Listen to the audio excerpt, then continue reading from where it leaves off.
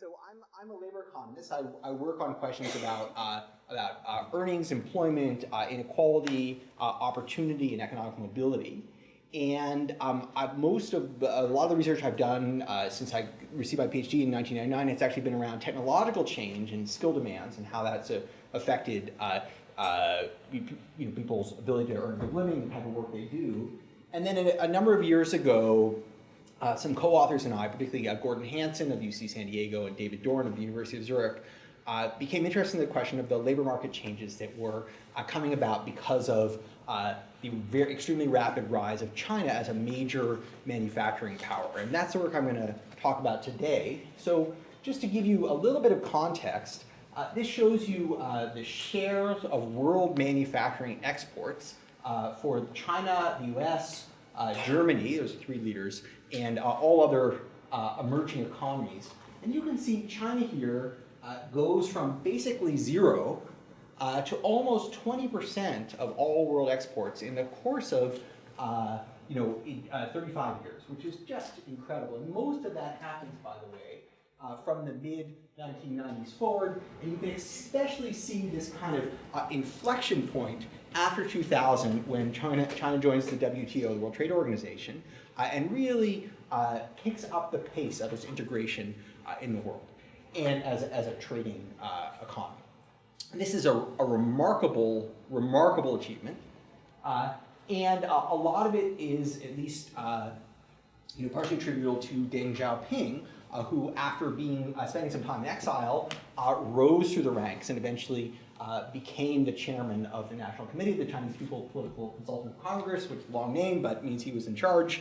And what he did was introduce this process of reform and opening, where he said China, which had been basically in a perpetual state of kind of political and economic crisis since the 1950s, he said, we're going to start to embrace integration with the rest of the world. And the way we're going to do that is we're going to start allowing some competitive production to go on. We're going to set up these special economic zones along the southern coast of China. And in them, we will allow use of market prices, some free mobility of labor, the introduction of foreign technologies, foreign direct investment. And this was an incredible change, and it happened very rapidly for a number of reasons. One, China is a highly literate, relatively well-educated society for its level of economic development. Two, it had enormous amounts of effectively surplus labor, people living in relatively unproductive agricultural settings, but educated such that they could do many other things. Most of them were not allowed to leave the rural areas where they were living, but during this reform and opening period, eventually about 250 million people moved out of rural areas and into effectively the modern sector. And in this process, the productivity gains were just enormous. Year over year, China experienced productivity gains in the range of 7 to 10 to 15%. State-owned enterprises were in many cases liquidated, the role was minimized. An incredible culture of entrepreneurialism and opportunity was allowed to flourish.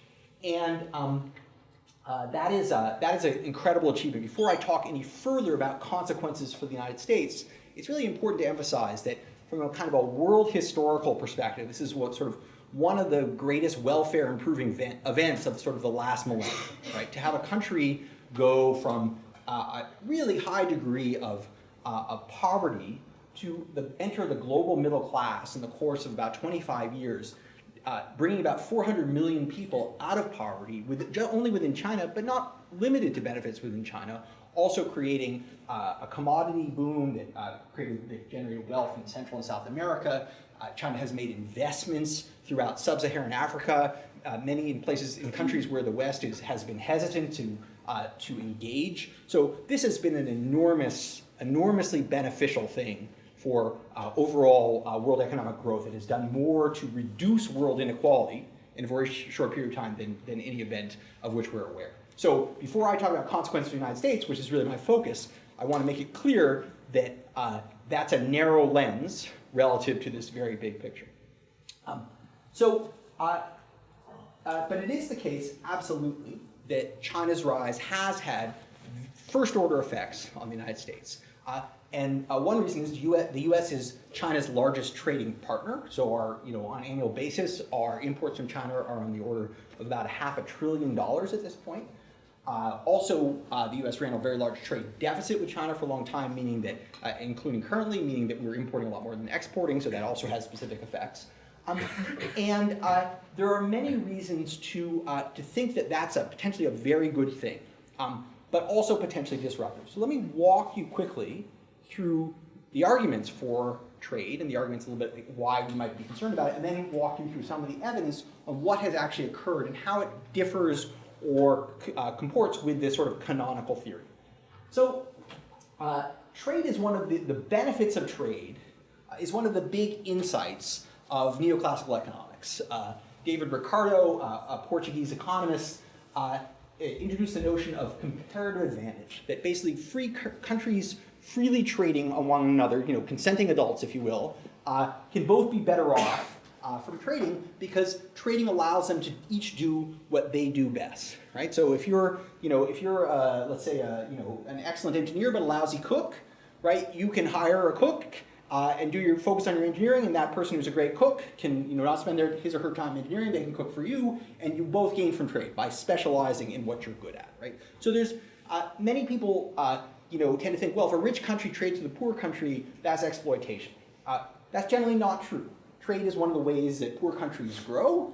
It's also one of the ways that rich countries get access to a large variety of goods and services that would be expensive to produce for themselves. So there's a very strong case that free trade among consenting nations potentially raises GDP in all of them. That's an important idea. So here's the rub. There are potentially winners and losers from trade. What's true in aggregate for the welfare of a country is not necessarily true for everybody in that country. Trade in general will create a set of diffuse beneficiaries, making lots of people a little better off, but may actually create concentrated losers, making a small subset of people considerably worse off. Why would that occur? Well, a couple of reasons. One is that trade almost necessarily means reallocation, means people moving across sectors. So if we integrate with China, as we have done, that means that a lot of the things that we used to manufacture in this country are not going to be manufactured here. So those would be many textiles, leather products, toys, apparel, rubber products, even a lot of assembly of electronics. Things that were previously done in the United States are now done much more cost effectively overseas. But that means lots and lots of people are going to have to move out of what they were previously doing and move into something else. And that requires new locations, new occupations, new training, and often leaves economic and psychological scars. And I think the psychological scars are quite important. Although if you take a standard economics class, you'll be told that work generates this utility, but we do it because we need the money so we can have consumption. But in reality, work is part of identity. Most people take pride in their work. It structures their time. It gives them a social community. It gives them a sense of purpose. So having people displaced from their work, even if they can do something else, even if you give them money to compensate them, generally they're going to be unhappy about that. So in the words of the economist Paul Romer, everybody likes progress, everybody hates change. So that's one problem, or one challenge. A second is that trade also permanently alters skill demands. It changes the domestic prices of workers of different skill groups. So let's say, for example, we begin trading with Portugal, and we decide we're going to import potato chips and export computer chips. And what that means is, well, computer chips, that's a high skill intensive activity. Potato chips, that's a labor intensive activity. So when we start exporting computer chips, the demand for highly educated workers will rise in our country, and the demand for less educated manual workers who are doing that agricultural or food production work will fall. And even in the best case scenario, even if no one loses their jobs, wage inequality will tend to increase. The wages of high skilled workers will rise. The wages of low-skilled workers will fall, and not just relative to high-skilled workers, but in absolute terms.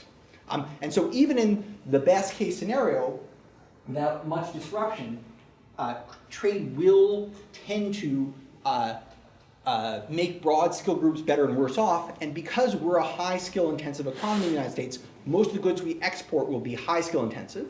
Most of the goods we import will be low skill intensive. And so in general, it will tend to benefit highly educated workers and tend to create additional labor market competition for less educated workers. Now, so the textbook scenario that you would learn in any undergraduate class is that we have some kind of opening of trade. Imagine we go from a world in which we're really not trading much with Asia, or at least with the low-wage part of Asia. All of a sudden, we have this big shock, this big introduction. Workers displaced, but they move quickly to new opportunities. New businesses open in the locations where those factories shut down. Those new jobs that are created look about as good as the old ones, so people really, not a really big change. And although initially the impacts are very concentrated locally, because we know that there's going to be shutdown in specific plants and even specific sectors, those things will diffuse in aggregate across space over communities, so there won't be some kind of economic crater left, right, where the initial trade shock hit. That's the good scenario. The bad scenario is if workers are not very geographically mobile, if they have trouble acquiring new skills, so it's hard for them to move into a different set of activities, if firms don't enter declining locales that lose manufacturing employment, if public benefits programs induce workers to drop out of the labor market rather than re-enter new jobs, then the economic costs are going to fall much more heavily on a few people, the people who are in those initially exposed sectors, in those locations where that competition, that heightening competition is occurring most. So let me give you just an example of how dramatic this can be. So this shows you US textile mill employment between 1990 and 2017. And it declined from 500,000 workers to 100,000 workers between 1994 and 2017, and a lot of that occurred between 2000 and 2007. Part of that was specifically competition from China. Part of that was the end of the so-called multi-fiber agreement that basically was a way of divvying out apparel and textile production throughout the world. Now, so that fall happens really fast. Now, you should look at that and say, on one hand, wow, that looks really dramatic, and on the other hand, you should say, come on, that's not a big deal. I mean, we have a labor market of 150 million people, right? So a few 100,000 jobs, not really, it hardly registers on the scale. However, these textile workers are really concentrated. So 50% of all textile jobs were in 8 southern states. In 57 counties, that was more than 15% of the employment in those counties. The southeastern United States, rural southeastern United States, has the highest concentration of poverty in the country. And in these areas where textile jobs were located, more than a quarter of the workforce were high school dropouts.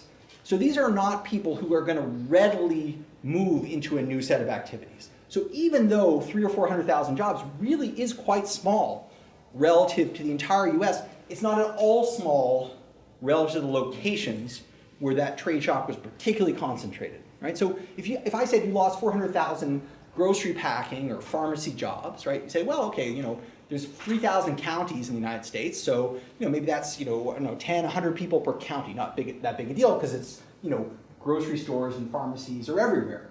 But when we're talking about apparel production, it's really only occurring in a few places. Manufacturing by its very nature tends to geographically agglomerate. And everywhere it occurs, you find most of the production of one type of thing happening in just a couple of places. So that type of job loss, small in aggregate, very geographically concentrated. Okay, so now I want to ask, what does the evidence actually say? What happens when these trade shocks quickly occur? Do workers quickly find reemployment? Do new businesses pick up the slack? Are the new jobs about as good as the old ones? And I also want to ask a little bit beyond employment. How have trade shocks fed into US politics? You might suspect that, I don't know, for some reason there's some people have talked about a bit recently. And even to think about some other economic consequences if there's time, beyond focusing on innovation particularly. We'll see if we get there.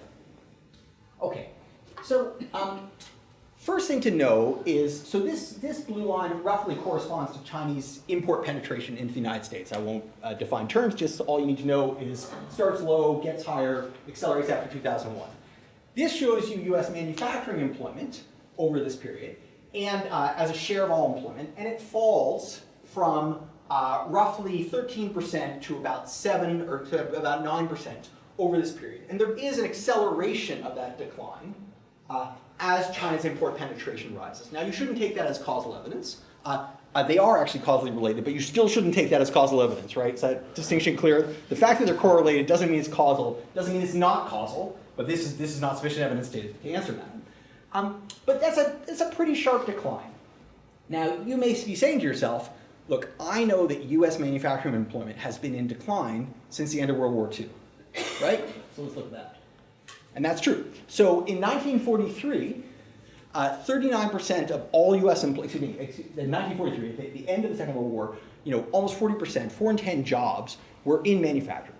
And then the war apparatus shuts down, and things just go into gradual decline. In fact, you would be hard pressed to even see that dip I showed you, right, in this figure. It barely registers. So say, well, this just couldn't be a big deal. Let me show you the same data presented without the denominator. This shows you the count of US manufacturing workers employed in each quarter from 1939 to 2016. And you can see that although it declined as a share of employment, numerically actually US manufacturing employment was relatively stable. So it reached a high watermark of about 20 million workers in 1979. Over the next 2 decades, lost about 1.5 million workers. About 2.5 million workers. And then between 1999 and 2007, it fell by 3.5 million, and then by another 1.5 million workers during the Great Recession. So that decline was actually incredibly steep. And even though it's not that large a share of overall employment, and it's been declining, in general, US manufacturing was shrinking because it wasn't growing. It was shrinking as a share, but in fact, it was relatively stable. But in this period, that was a really seismic shift. That's a really enormous change. And so that does have the potential to be disruptive, just the way that textile picture I showed you earlier was disruptive. So we want to ask now, do workers find reemployment? So here, I'm going to give you a number of perspectives on that. So this figure is from a paper that I wrote with Gordon Hansen, David Dorn, and Jay Song of the Social Security Administration. And we looked at workers, so I should say, none of this is a lab experiment, right? We don't have a lab experiment for the China shock, so we're doing our best. It actually doesn't quite rise to the level of JPAL evidence, I confess, but we think it's still informative. So we look at workers using Social Security Administration longitudinal data.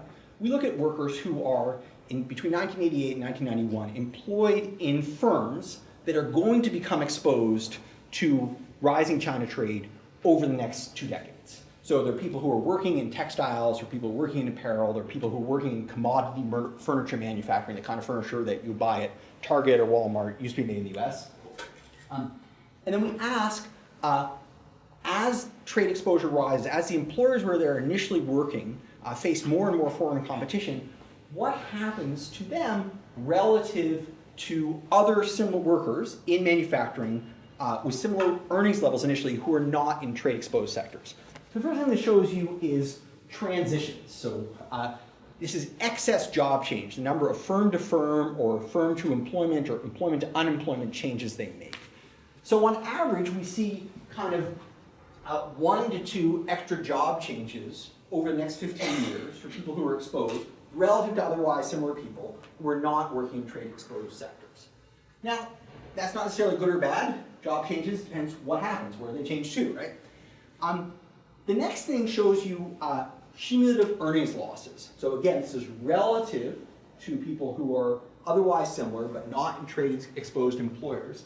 And we see that over the next 16 years, they lose cumulatively about a half year's earnings over the next 16. And that's not enormous, right? It comes to a few percentage points per year. On average, it's not that big a deal, actually. However, if you look, if you look at the lower third of the workers at the lower third of the wage distribution, their losses are much, much larger. So it turns out, when you break down the data, I won't show you the figures, among the highest paid workers initially in manufacturing, they really appear to rebound completely. We don't see any relative losses for them in earnings and employment.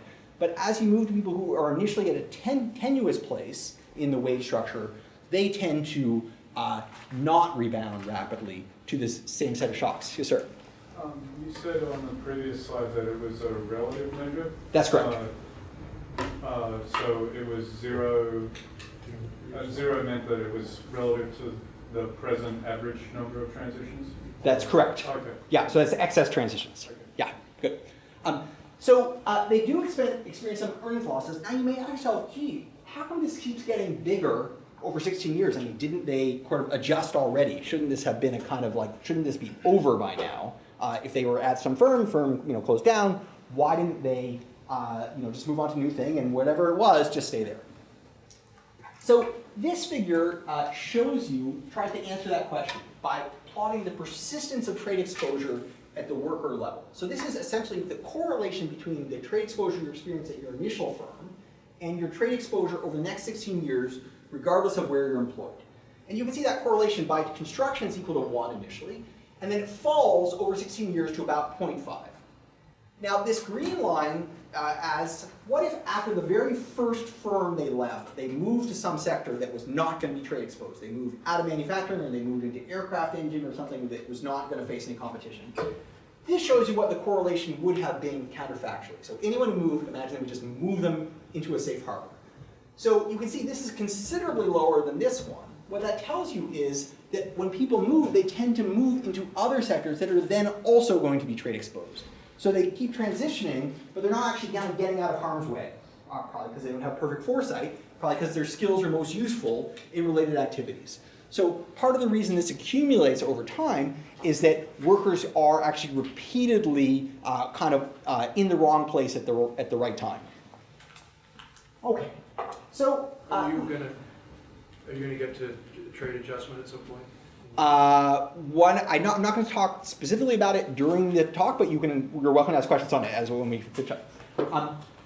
So that's the workers that are, the most exposed are really the people who are at the plants that, so maybe we shouldn't just focus on them. We should focus on the communities in which they're located, right? Perhaps some people are going to be unlucky, but, it's in this kind of, in the surrounding area, things will pretty much compensate for that. That would be a scenario we would hope for.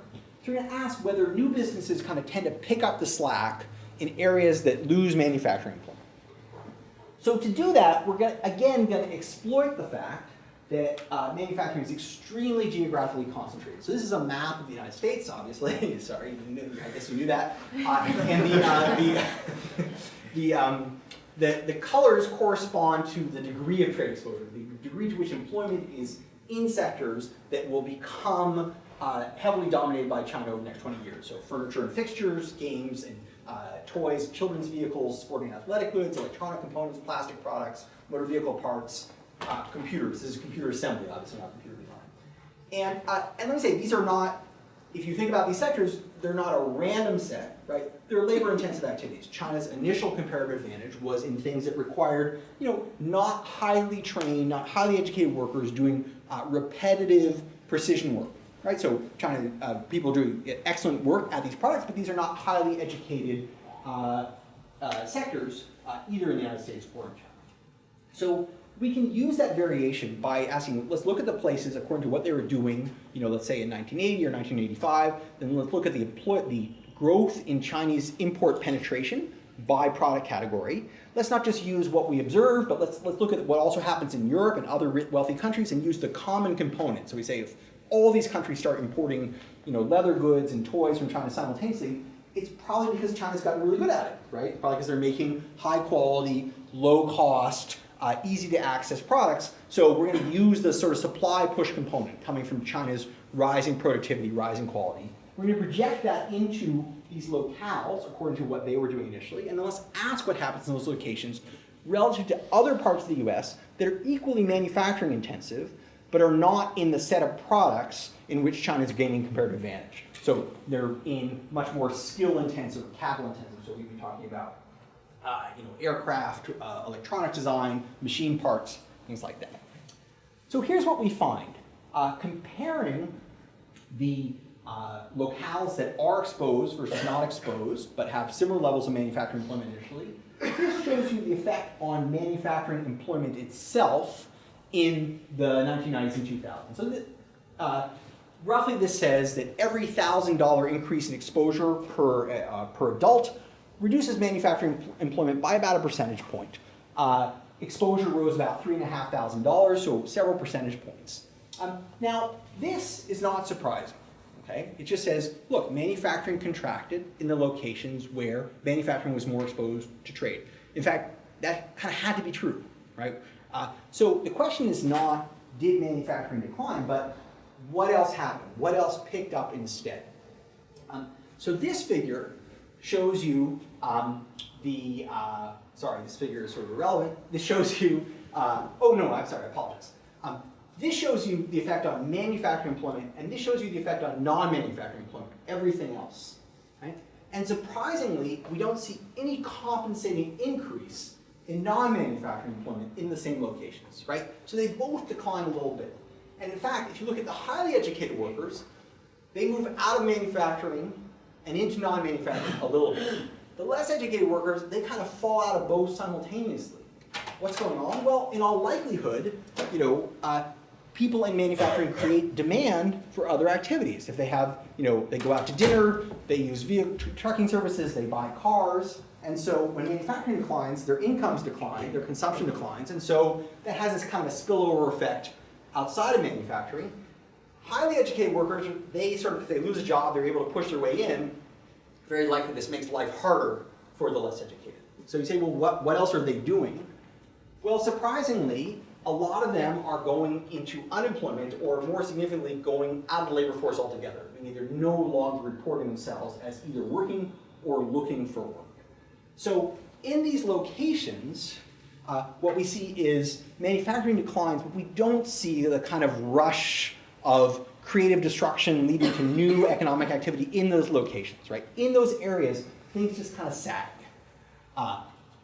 One other thing that happens, actually, interestingly, and not unrelated, is we see a lot of public benefits transfers. So for every $1,000 increase in trade exposure, we see about $56 of public benefits flow into an exposed area, county or commuting zone.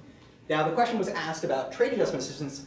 We do see an increase in unemployment and trade adjustment assistance. And in fact, in percentage terms, those are enormous. Right? There's an elasticity of about 16. Right, so 1% rise in exposure, 1,600% rise in benefits. But these programs are tiny, right? The Chinese word for that is bubkies. It's the Yiddish word. means goat droppings. Much larger increase in disability benefits, in early retirement benefits, in other government income assistance like supplemental nutrition programs, and medical benefits, right? So the irony is we do have two programs that are targeted at helping the unemployed, meet their income needs and hopefully get back to work. These come in, at something like 5% of the total transfer activity stimulated by the trade shocks. The rest is all coming from non-work programs, right? Programs that support people to retire, to exit labor force or disability, and support other types of income transfers. I'm not saying those programs aren't valuable, or they don't create humanitarian benefits, but they don't help people get back to work. Okay, so now the third question is, are the new jobs as good as the old jobs? So for people who lose jobs, should we think that pretty much they'll be made whole once they find a new work? Yes? In regards to the last slide, does this mean that for every dollar gained through import, the government is losing $3 in benefits? No, so it's for every 1,000. For every 1,000, you lose $3 in benefits? So you transfer, right? So for every $1,000, you transfer about $60 in benefits. Now, I can see my 1403 students nodding, they know what I'm about to say. So a transfer is not a cost, right? It's a money moving between pockets, right? So it's not a loss. If the government, pays me $100, society's not worse off. It's just a transfer between parties. There is a real cost of raising the tax revenue to get that $100, right? So that creates a distortion. People don't like to pay those taxes, I've read. So the transfer per se is not the problem. The cost of raising the funds may be problematic, or at least costly. And you may think, well, it also has bad incentive properties, right? So if people go on disability, they're extremely unlikely to re-enter the labor market. So I think that's the major cost. So I want to ask, are new jobs about as good as the old ones? So that actually requires me to kind of take a little bit of a stand on whether manufacturing jobs are good jobs. And in general, economists are reluctant to say, what's a good job, what's a bad job, because we all know everyone who works is essentially a volunteer, right? You're volunteering to show up and get paid, so it must all be good. And also, a lot of economists have been sort of teased, non-economists have been teased for sort of thinking manufacturing jobs are special. So Jagdish Bhagwati, an eminent trade economist at Columbia, refers to so-called manufacturing fetishism, the view that manufacturing jobs are somehow more important than other jobs. So I'm going to sort of basically agree with that idea, that manufacturing jobs are different. So this figure shows you, just as a scatter plot of areas in the United States, this is the share of young adults 18 to 39 employed in manufacturing. And this is the annual earnings gap between men and women of that age in these locales. Okay. What this says is that areas where there's a lot of manufacturing employment, men have relatively high earnings relative to women. I'm not saying it's a good thing or a bad thing. I'm saying it's a thing. If you look at areas that have a lot of non-manufacturing employment or non-employment, you do not see that same relationship. Right? In areas where manufacturing is around, relatively low-educated men typically are earning relatively high earnings. In fact, they earn about 20% more than other men with similar characteristics in the same areas. 60% of that is because they work longer hours. They have longer, more stable hours. The other 40% is because they appear to earn more per hour. It may also be harder work. So manufacturing is actually quite important in these areas. Another really interesting thing, if you look at areas that have a lot of manufacturing, marriage rates are considerably higher. Young women are more likely to be currently married. Now again, I'm not saying marriage is a good thing or a bad thing, depends who you marry, but it is the case that in these locales, manufacturing is clearly the kind of foundation on which a certain set of economic arrangements rest. Relatively lower educated men have relatively high earnings that supports a family, and so marriage is conducive to a marriage. So you can imagine when that type of work goes away, it would destabilize that economic foundation. Whatever you thought, whether you thought it was a good thing or a bad thing or indifferent about it, it would tend to be destabilizing. Yes? Is union density relevant in the... It is a very good question. I should be, I haven't looked at that. I assume it is. A lot of this is going to be southern manufacturing, which tends not to be unionized, but definitely unions contribute to the manufacturing wage premium. So, what this set of analyses does is says, all right, let's look at what the shocks to trade do to men's and women's relative earnings. And so, interestingly, this shows you the effect on the male-female wage gap annually at different percents, at different locations of the distribution. P75 means that the top quartile, the median, and the bottom 25th. And what you can see is trade shocks cause men's earnings to fall relative to women's. They're always typically above. And they particularly fall near the bottom. So for the kind of bottom third of men, their relative economic position declines pretty steeply. Yes, sir? I don't see the pertinence of the male-female earnings gap to the quality of manufacturing jobs. Yeah, it's a fair question, and you know, sort of, I'm kind of, this is from a paper that's really looking about, trying to ask what this does to marriage and family structure. So that's why we're particularly focused on the gender earnings gap. I could have done this just for men, and probably for purposes of this talk, that might have been a useful thing to do. So I agree. You want it. We're more interested in the levels of men and women as opposed to the gap between them. But continuing in that vein, this shows you, in fact, at the bottom, the declines for the kind of lowest third of men, approximately, are quite steep. So this is actually relative to their initial level of the gap. They fall quite a lot. So it does appear that when these trade shocks occur, they actually don't have, they have some effect on employment, but they really, is typically what's happening is people are leaving relatively high-paid jobs, especially if they're low-educated workers, and moving into less well-paid jobs. What do you mean, a one-unit trade shock? I mean, I was wondering over what period of time? Good, okay, yeah, so one unit trade shock in this is basically, a trade shock is equivalent to 1% of a local area's GDP.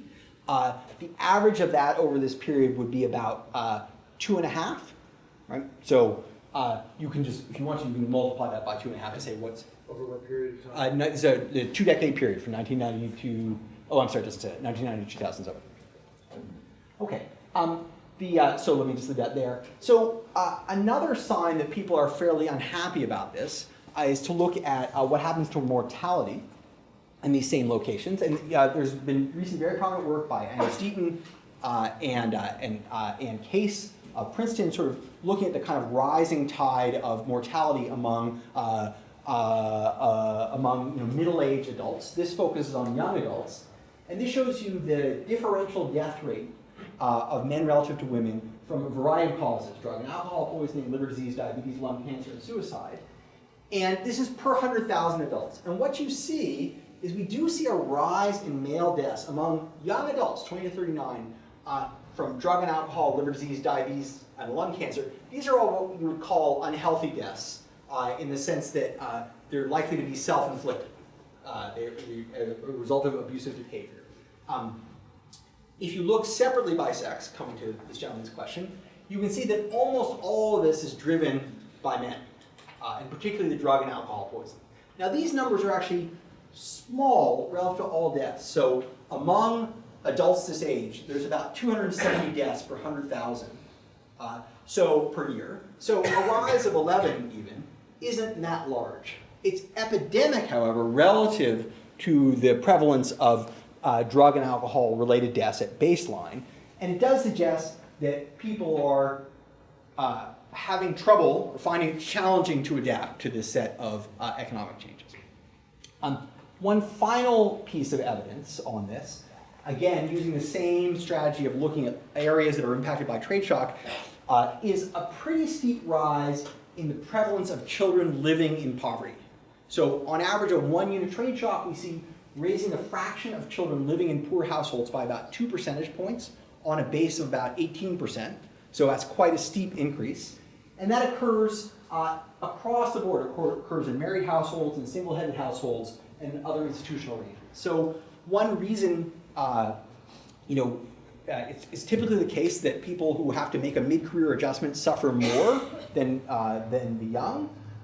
This suggests that there's going to be an intergenerational transmission as well, right? That these shocks to the household are going to feed through to poor living conditions for children, and that type of poverty typically is not as conducive to higher educational attainment and eventually successful integration to labor market. Okay. Yes.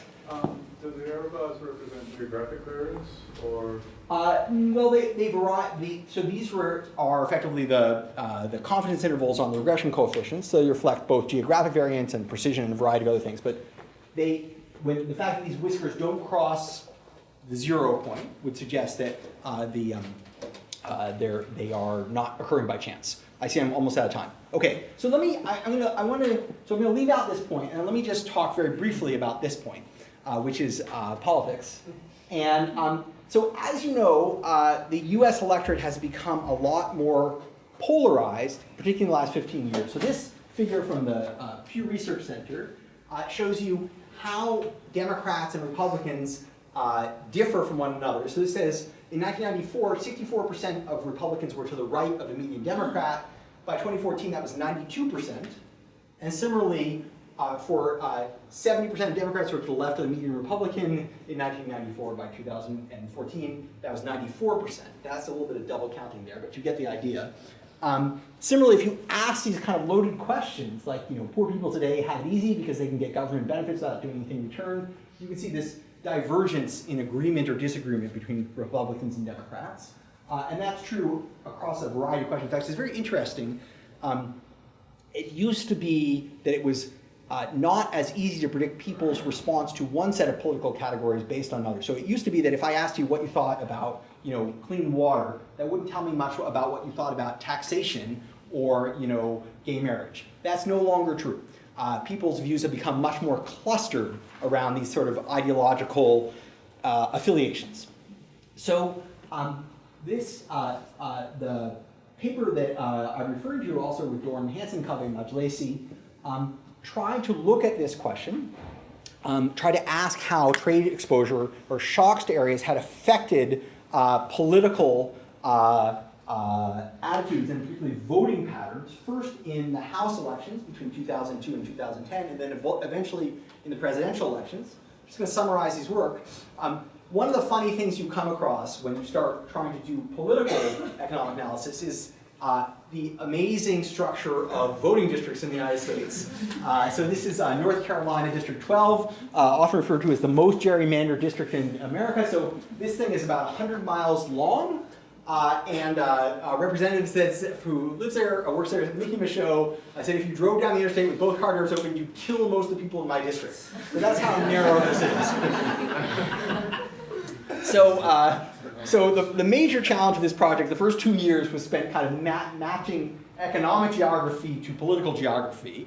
And once we did that, and I'll just show you a summary figure, what we found is that areas that were strongly shocked by these rapid changes in laws in manufacturing showed a kind of a polarizing pattern where they eliminated moderate Republicans and moderate Democrats and tended to move towards the ideological extreme, people who are extremely conservative Republicans or to a lesser degree liberal Democrats. Now, how do I know? What do I mean by ideological extreme? It's actually, a lot of things are not changes in party identity. It's not that they went from Democrat to Republican or Republican to Democrat, although that also occurred, but it was actually changes within those parties. And we can see that by looking at the voting patterns of the officials who were elected. And there's a well-developed political science literature that tries to infer people's ideology from the set of bills they vote for or against.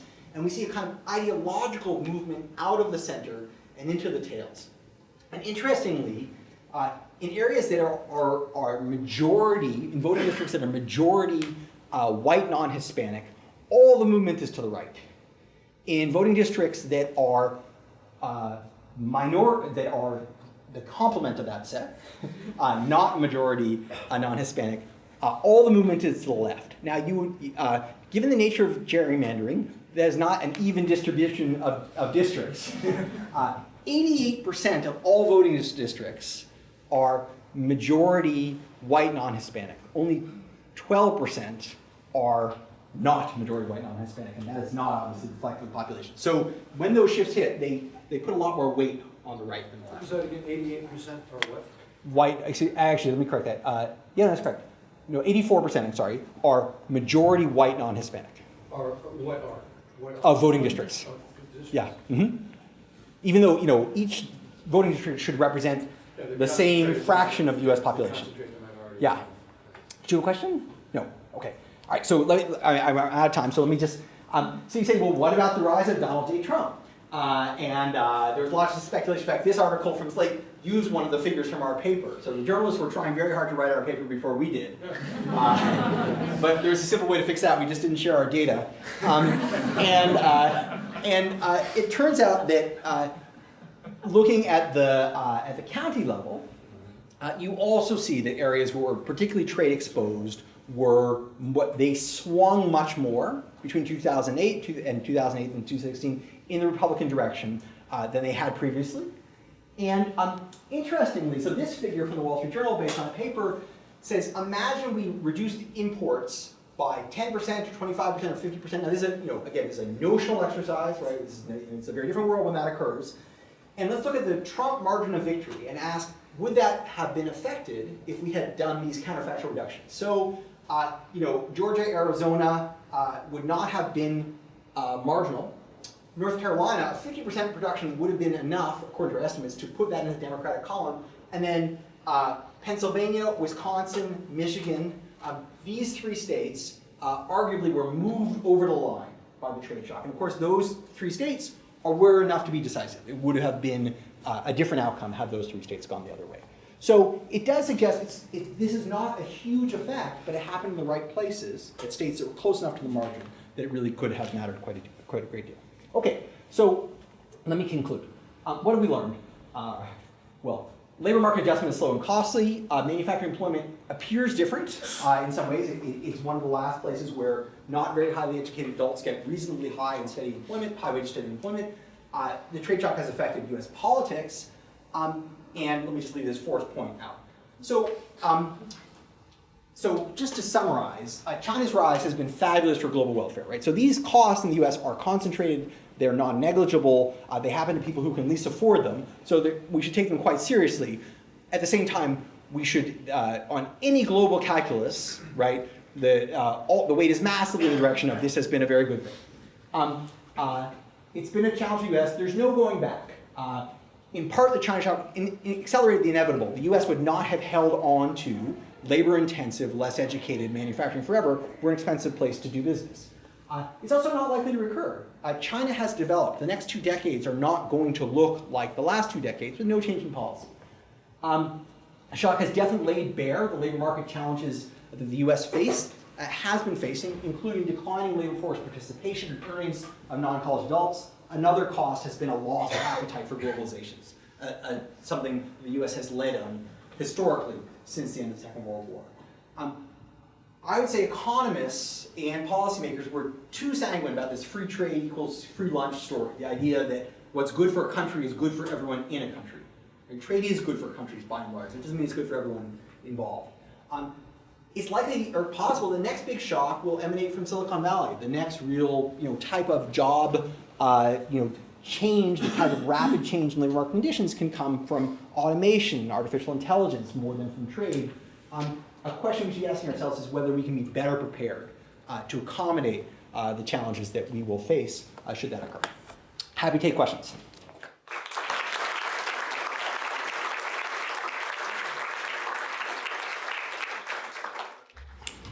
Yes, sir. I've been reading different articles talking about this particular issue, but it seems like even in the last 30 years, the major job loss is really 80% due to technology change and 20% due to globalization. Your picture seems to contrast that point. So, yeah, I mean, it's hard to say exactly. I would say if you ask me over the last 35 years, automation has been more important. And certainly since the Second World War, automation has been much more important. By automation, I mean productivity, labor-saving productivity increases in manufacturing that have dramatically reduced labor demand. And that's not limited to manufacturing. Agriculture employed 40% of US workers in 1900. It now employs about 2%. And that's purely because of productivity gains. It's not that we're importing food. In fact, we're exporting food. We're eating a lot more food. And still, we don't have that many people employed in agriculture. But what happened in the 2000s and the rate at which it occurred does not correspond to any technology shock that I know about. Right? There was nothing that happened between 2000 and 2007 that all of a sudden caused a drop of 2.5 million jobs and then another 1.5 million shortly thereafter. That was almost surely very rapid rise of import penetration combined with a large trade deficit. So there was we weren't manufacturing other stuff to export simultaneously. And I do think the kind of ferocity with which that occurred, and the fact that it's so concentrated in a subset of sectors, it's not just progress everywhere, but loss of textiles, loss of commodity furniture, and so on. I do think that was a consequence of trade, and the speed and focus made it particularly, kind of economically traumatic. Sir. Given the rise of automation and how it might impact China, what do you think lies ahead for China over the next 5 to 10 years as a tremendous number of what they brought in from the farms to do the work now have no jobs? Yeah, so I mean, China faces many, many challenges. It's run out of kind of cheap labor. It's now aging very rapidly. Costs have risen. It's up against environmental, extreme environmental costs. China is also a forward-looking country. They are investing incredibly heavily in robotics. Right? We spend a lot of time worried about robots, and China has, I think, recognized correctly that, like them or not, we're going to have robots. So you want to be the country that's making them, and the country that's using them to make your products, cost-effective and high quality. I think China has many, many strengths. I think it faces many challenges. I think the greater challenges may be political than the possibility for sustained growth with relatively good economic management. Yes, sir. Well, what's nice about this study is that the results are really intuitive rather than counterintuitive. So I mean, you just confirmed what everybody would have probably. Well, you're not the first person to say that, right? Right. It also seems to confirm that Donald Trump is a political genius, whether you like his policies or not, because Sure. he spotted these vulnerabilities in the system and exploited them to the hill. Absolutely. Whereas all of the data-based metric systems that the Clinton campaign was heavily funded and employing were for naught. because My it studies were cited in Trump's platform. America. Yeah. But the question is, what you left us at the end is, how are we going to be better prepared? You advocating public works programs, the expansion of the welfare and disability programs? Are we going to dispose of our surplus population? Are they going to become No, that wasn't one of the ones I had in mind. So no, I think it's a challenge, and basically the U.S. has neglected the problem of declining demand for less educated workers for 35 years. The China shock was another kick in the teeth for a group that actually had been suffering a lot for a long time. We're not going to dig ourselves out of that instantaneously. Yes, we should have better adjustment programs. We should have an earned income tax credit that benefits most adults, not just adults with dependent children. We should be investing in education and skills, but it's not easy. There's no simple solution to this. I don't think we have a set of policies just that makes people whole. The best thing would be not to be in this situation initially. Other countries have adapted more successfully to similar challenges. A lot of Northern European countries, Germany, for example, many of them, it's not that they spend so much more on education. They do spend more on job and search assistance, and I think they target better. So there are other examples of countries that have been more successful facing the same set of technological and trade challenges that we have. Yes. Wait, sorry, you've already asked. So let me take a question from someone who hasn't asked. Yes, sir. Oscar. How generalizable do you think your results are to kind of another major kind of, you mentioned kind of like an exogenous negative shock to labor? Because you do say that manufacturing is unique in the way that it's lower educated people who have relatively high earnings. Yeah, that's an excellent question. Generalizable to kind of trucking or. Well, so good. It's good. So another example we're going to see a lot of this is in retail, right? We already see pretty steep declines in retail employment. I don't think it will be as traumatic in the sense that it's not as I said, geographically concentrated, and they're not jobs that our people think are wonderful to begin with. But it does depend on what else they can move into.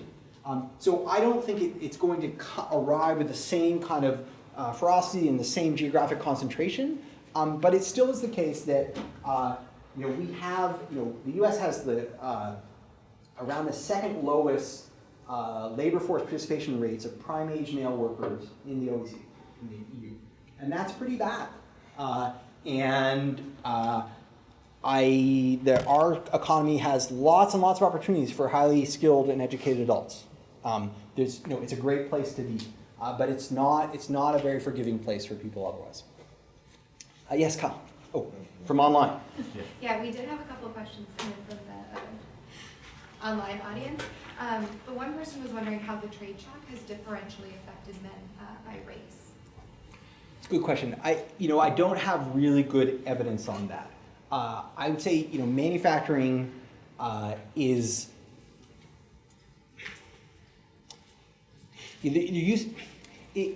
there's more Hispanics and whites in manufacturing relative to population than in blacks. When manufacturing was more urban, it had many more African American workers. But I couldn't tell you with much more granularity than that. Was the second question from online? It's the whole rest of the world versus So this one kind of got a couple of legs. So based on your analysis, how do you expect economic and political impacts of robots in the job market, and how should we, especially government, prepare for that? Yeah, so harking to the question asked earlier, I think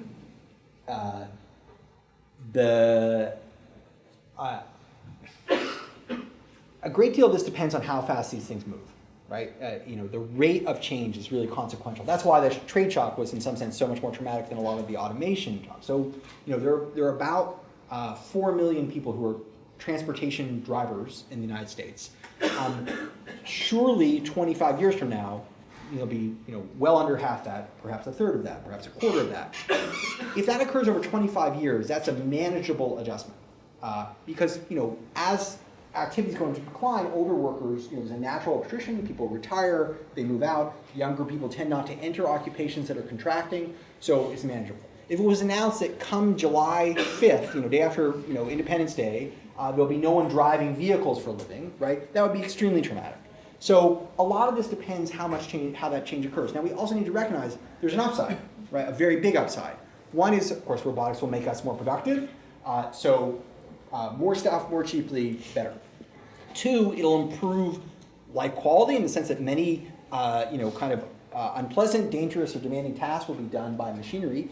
And three, it will actually have lots of benefits for workers. Not only will it complement them in the things they do, but for many people, it will extend their kind of, physical functioning lives. People will be enhanced by exoskeletons, by ways that will basically allow them to be physically active and engaged even when their bodies are in decline. So there are many, many benefits that are going to come.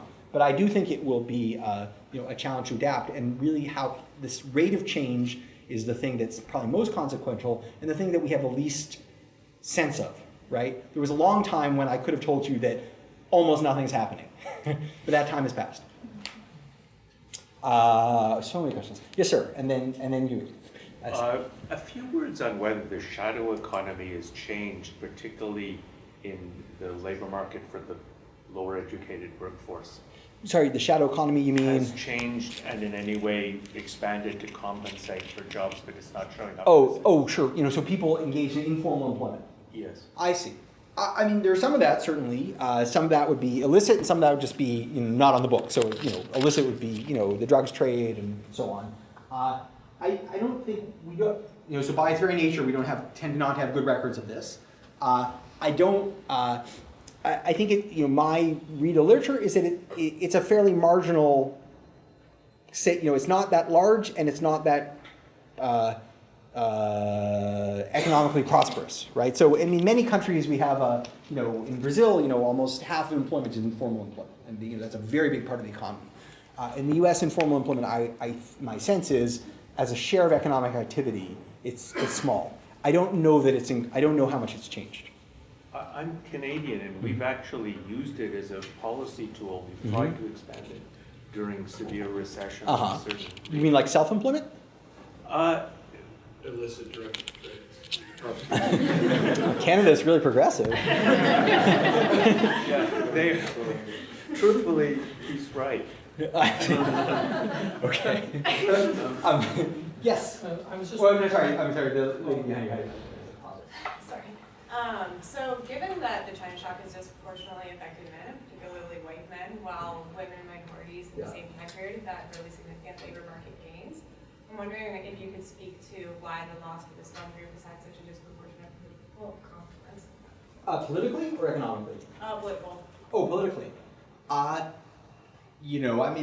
totally, I'm basically, kind of like your second-rate journalist when it comes to answering that question, right? Because I don't really have deep expertise here. I think there are a lot of people who feel that their, kind of place in the economic hierarchy has greatly changed and not in the direction they'd like it to. So I think there are a lot of people who are pretty upset about that. There's a long, there's a long arc of progress of, not just men's losses, but women's really dramatic gains, right? So, in 1980, among adults in the United States, 25 to 34, men were 7 percentage points more likely to have a bachelor's degree than women at the same age. In 2010, 30 years later, among the same age group, 25 to 34, women are 8 percentage points more likely to have a bachelor's degree. So that's a 15-point swing in the course of 30 years. That's incredibly dramatic, and that's huge progress. Most of that reflects gains by women. It's not that men have fallen in that time, they just haven't gained very much. And that's true throughout the developed world. In almost every country, women are substantially more educated than men at this point. That's a big societal challenge in terms of readjusting roles associated with that. I suspect it's a good part of the political consequences reflects a loss of a specific identity and a role that people are unhappy to lose. But really, that's just I don't think my hypothesis here is dramatically insightful. Let's see. All right, I'm gonna let's see, you had your hand up, and you had your hand up, you had your hand up, so yes. Okay, yeah, I was wondering, I assume that a certain segment of the population did benefit from globalization. Almost all of us. So the thing is, why weren't they a political element? Good. So this actually is an excellent question. It comes to the question of sort of diffuse benefits and concentrated costs, right? The fact that I have, cheap television set, higher quality car, a lot more, Banana Republic clothing, whatever. That I benefit from that, but I don't perceive that. I don't go to the mall and say thank you, China, and it's relatively incremental. And this is true for many activities, right? Why industries so successfully lobby to save, 400 sugar jobs at a cost of, $400 million is because, most of us aren't going to go to Congress and say, don't let the price of sugar, rise by $12 a year for me, right? So I think that's the nature of trade. Those of us who are benefiting from it perceive that very weakly. Those who are directly in the line of fire, say, well, look, no amount of cheap stuff at Walmart is going to make up for the fact that I don't any longer have a career job. Okay, I'm going to take yes, sir, your question. Did you investigate geographic mobility? Because that's one of the main factors that differentiates the benefits. So an interesting fact is geographic mobility in the United States has been on the decline for 20 years, and no one really knows why. But we don't see much of a mobilization response to these trade shocks in general. Last question. Sorry, but what gentleman behind you? I apologize. You commented twice on the trade balance, so could you give your view on that, and so why is it important? Oh yeah, so the trade deficit, so economists always say don't think about the trade deficit, think about trade. Trade deficits do matter in the following sense that, if we're gonna do $400 billion of trade, but we're gonna have balanced trade, it means effectively we're gonna do $400 billion of manufacturing stuff that we're gonna export. So it'd be different manufacturing stuff, but you're gonna be moving people around within manufacturing. If you say we're instead gonna run a deficit, well that means that you're gonna have just less manufacturing, right? So people are gonna have to move out of manufacturing into other activities. And that may be harder, right? Those may be very different jobs. You may be asking people who spent a lot of time, operating drill presses and so on to serve food. So that creates an additional disruption because you're contracting the size of the manufacturing sector, not just what manufacturing activities you're in. In the long run, in theory, you have to pay that back, so your manufacturing should expand. But the US has been running very large trade deficits for several decades. So the deficit does matter for that, even if it's not necessarily a good or a bad thing, it still means more labor market adjustment. Okay, I've been asked to pause or stop. I'll be happy to talk for a few minutes more. Thank you very, very much for your time and attention. Thanks for making the trip over on Sunday.